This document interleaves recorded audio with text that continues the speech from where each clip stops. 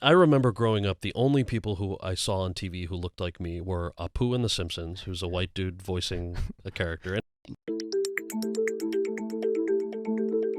No, but what about the importance of young people in your community who are Indian American, who are brown, seeing stars on the screen, who share that, to inspire them, and also for our fellow Americans to see that?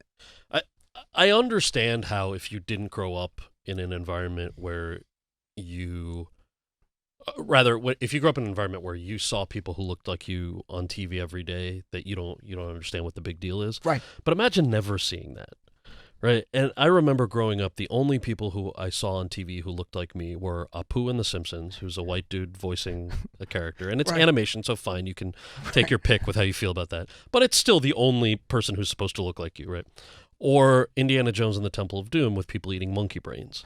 So now imagine like you're 8, 9 years old, and suddenly nobody's exposure to you aside from school is real. It's all based on what they see on TV.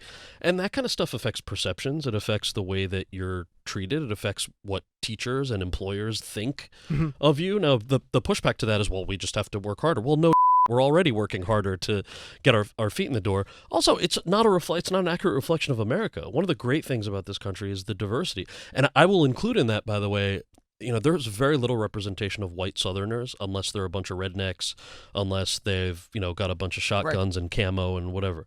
So in terms of actually telling compelling stories that include all Americans, I think things are far more interesting to watch when we include everybody.